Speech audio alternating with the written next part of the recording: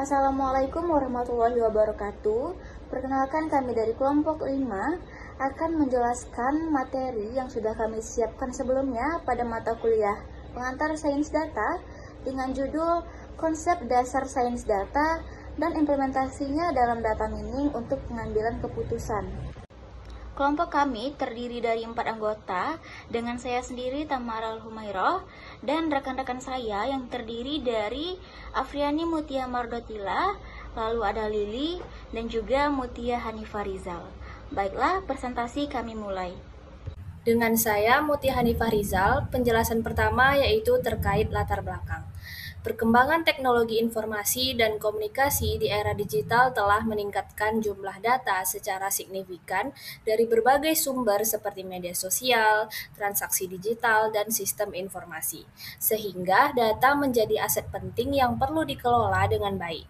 Data merupakan kumpulan fakta yang akan bermakna jika diolah menjadi informasi, sehingga diperlukan sains data sebagai bidang yang menggabungkan statistika, matematika, dan ilmu komputer untuk menganalisis data secara sistematis. Analisis data memiliki peran penting dalam berbagai bidang seperti bisnis, kesehatan, dan pendidikan, terutama dalam mendukung pengambilan keputusan yang lebih akurat dan efektif. Oleh karena itu, pemahaman tentang sains data, baik secara teori maupun praktik, menjadi sangat penting agar data dapat dimanfaatkan secara optimal dalam kehidupan modern. Penjelasan selanjutnya yaitu terkait pengantar sains data dan penerapannya. Sains data merupakan ilmu interdisipliner yang menggabungkan statistika, matematika, dan ilmu komputer untuk mengolah serta menganalisis data. Tujuannya adalah mengekstraksi informasi, menemukan pola, serta menghasilkan insight yang dapat digunakan untuk pengambilan keputusan dan prediksi di masa depan. Penjelasan selanjutnya yaitu tahapan data science. Tahapan yang pertama adalah pemahaman masalah. Pada tahap ini, kita menentukan tujuan dari analisis yang akan dilakukan. Kita harus benar-benar memahami permasalahan agar hasil analisis nantinya relevan dan tepat sasaran. Kemudian yang kedua yaitu pemahaman data. Setelah kita mengumpulkan dan mempelajari data yang tersedia, di sini kita melihat jenis data, jumlah data, serta kondisi data apakah sudah lengkap atau masih ada kekurangan. Kemudian yang ketiga adalah persiapan data. Tahap ini adalah proses membersihkan data seperti menghapus data yang duplikat, memperbaiki data yang salah, dan mengisi data yang kosong. Data juga diubah agar siap digunakan untuk dianalisis. Kemudian yang keempat yaitu pemodelan dan evaluasi. Pada tahap ini, kita menggunakan metode atau algoritma tertentu untuk menganalisis data. Setelah itu, hasilnya dievaluasi untuk memastikan model yang dibuat sudah akurat dan sesuai tujuan. Kemudian yang terakhir adalah implementasi. Tahap terakhir ini menerapkan hasil analisis ke dalam dunia nyata, misalnya untuk pengambilan keputusan atau digunakan dalam suatu sistem. Penjelasan selanjutnya adalah contoh penerapan sains data. Contoh yang pertama adalah dalam bidang bisnis. Dalam bidang bisnis, sains data digunakan untuk menganalisis perilaku konsumen, seperti apa yang sering dibeli, kapan mereka membeli, dan produk apa yang diminati. Dari situ, perusahaan bisa menentukan strategi pemasaran yang lebih efektif dan tepat sasaran. Kemudian yang kedua pada bidang kesehatan. Pada bidang ini, sains data membantu menganalisis data pasien untuk memprediksi penyakit lebih awal. Selain itu, data juga digunakan untuk membantu dokter dalam mengambil keputusan sehingga pelayanan kesehatan bisa menjadi lebih cepat dan akurat. Yang ketiga, dalam bidang pendidikan. Dalam bidang ini, sains data digunakan untuk mengevaluasi kinerja siswa atau mahasiswa, misalnya melihat nilai, kehadiran, atau aktivitas belajar, sehingga dapat membantu meningkatkan kualitas pembelajaran dan menentukan metode yang lebih efektif. Kemudian yang terakhir yaitu dalam bidang teknologi. Dalam bidang ini, sains data digunakan pada sistem rekomendasi seperti di e-commerce dan media sosial. Sistem ini menganalisis aktivitas pengguna untuk memberikan rekomendasi produk atau konten yang sesuai dengan minat pengguna.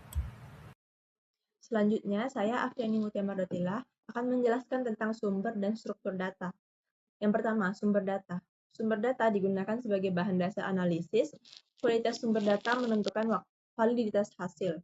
Yang pertama, sumber data itu terbagi menjadi dua, data primer dan data sekunder. Data primer adalah data yang diambil langsung saat survei, wawancara, observasi yang bersifat akurat dan relevan, tapi butuh waktu dan biaya yang besar. Lalu yang kedua, data sekunder. Data sekunder diambil dari sumber yang sudah ada, seperti database, jurnal, laporan, yang bersifat efisien dan mudah didapat tapi perlu dicek akurasinya. Di era digital ini, data ini berasal dari media sosial, transaksi online, dan sensor real time. Yang kedua, struktur data. Struktur data merupakan cara data disusun dan diorganisasikan sehingga dapat digunakan dalam proses analisis. Struktur data terbagi menjadi tiga, data terstruktur, data tidak terstruktur, dan data semi-terstruktur. Data terstruktur adalah data yang dengan format jelas, lalu sistematis, terdapat baris dan kolom, contohnya Excel dan SQL. Yang kedua adalah data tidak terstruktur. Data tidak terstruktur adalah data dengan tanpa format tetap, seperti teks, gambar, video, dan audio.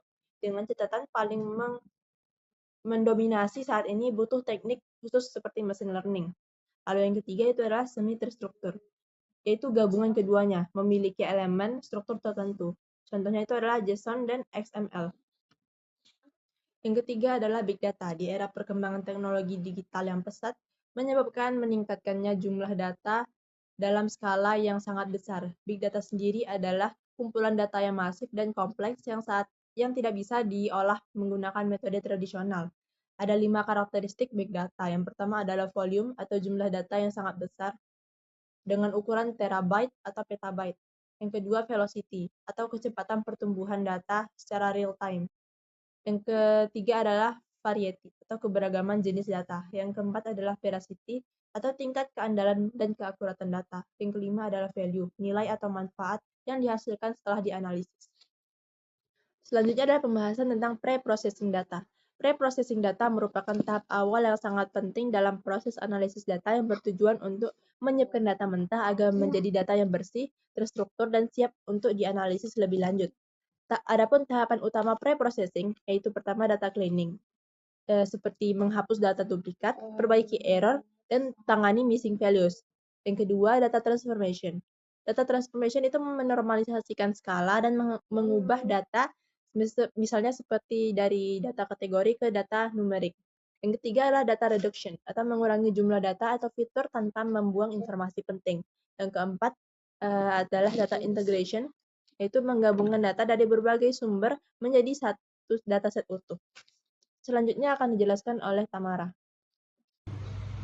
Baiklah, perkenalkan saya Tamara Lumairoh dengan NIM 2403114398 akan membahas tentang penanganan missing value dan outlier. Missing value adalah kondisi di mana terdapat data yang tidak terisi ataupun kosong, sedangkan outlier merupakan nilai yang sangat menyimpang jauh dari pola umum data. Nah, kedua hal tersebut dapat terjadi akibat kesalahan pengumpulan data dan juga processing data, keterbatasan responden, kesalahan dalam mencatat, dan juga gangguan pada sistem. Dan keberadaan kedua hal tersebut dapat memberi dampak pada hasil analisis, seperti dapat menimbulkan bias, menurunkan akurasi model, dan juga mengganggu perhitungan statistik.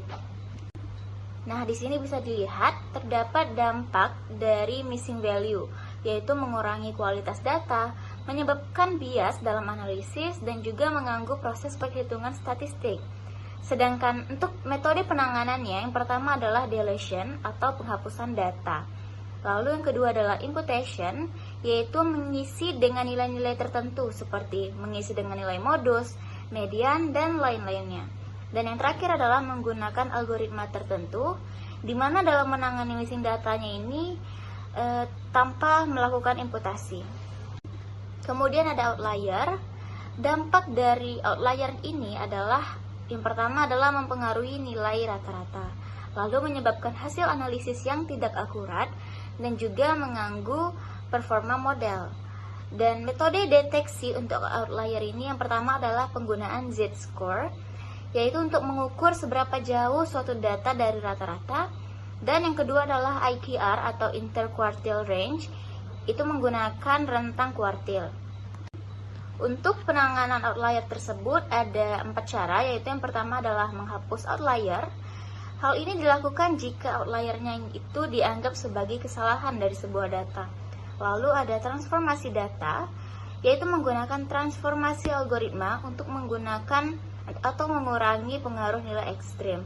Lalu yang ketiga adalah winsorizing atau mengganti nilai ekstrim dengan nilai batas tertentu.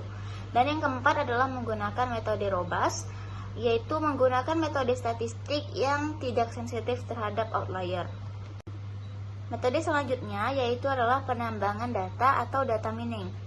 Data mining merupakan proses menganalisa data dari perspektif yang berbeda-beda dan menyimpulkannya menjadi suatu informasi penting yang nantinya dapat dipakai untuk meningkatkan keuntungan, memperkecil biaya pengeluaran, atau bahkan kedua hal tersebut.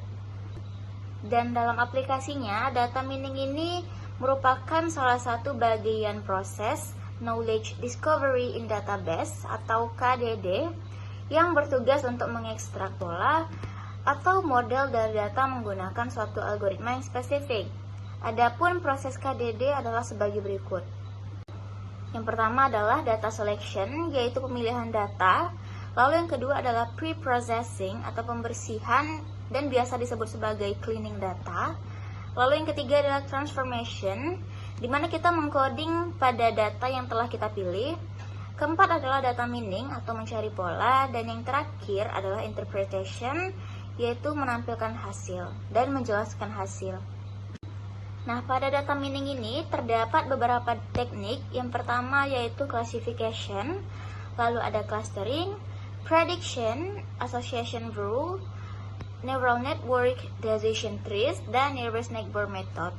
Lalu untuk penerapan data mining terdapat pada berbagai bidang. Misalnya yang pertama adalah bidang bisnis, yaitu untuk menganalisa perilaku pelanggan untuk strategi pemasaran.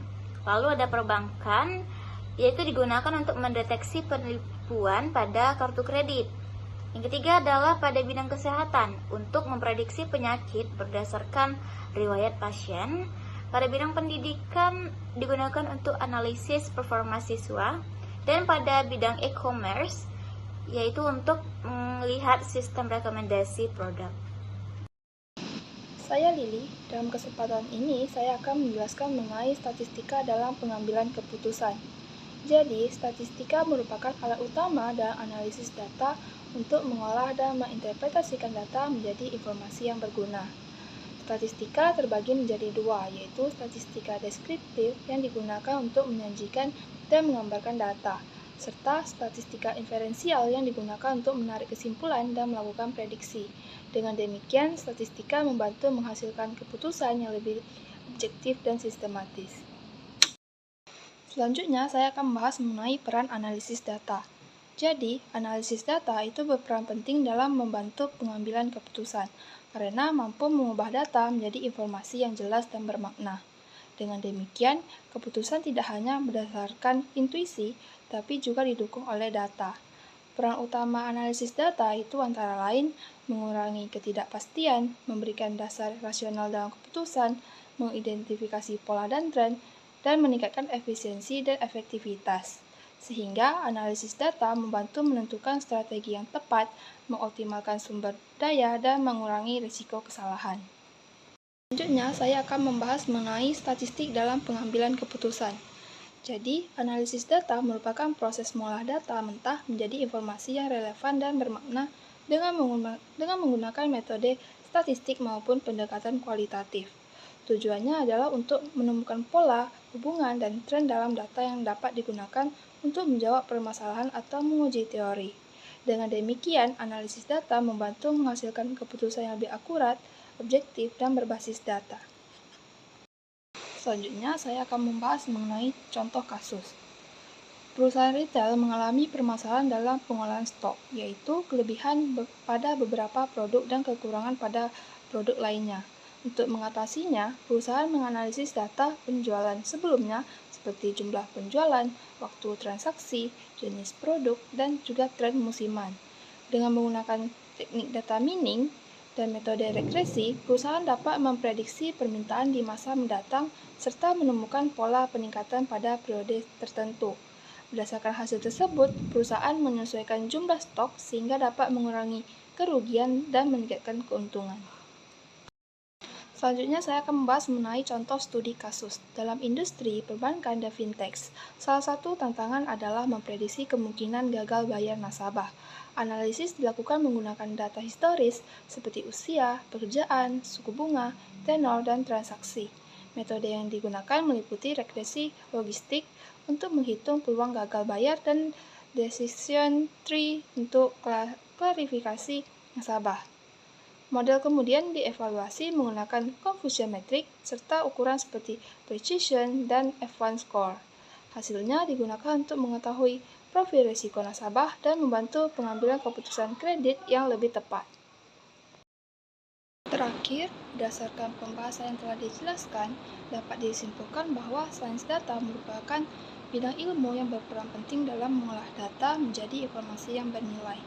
Proses ini melibatkan berbagai tahapan, mulai dari pemahaman data, pengolahan melalui pre-processing, hingga analisis menggunakan metode statistik dan data mining. Permasalahan dalam data seperti missing value dan outlier perlu ditangani dengan baik agar kualitas data tetap terjaga.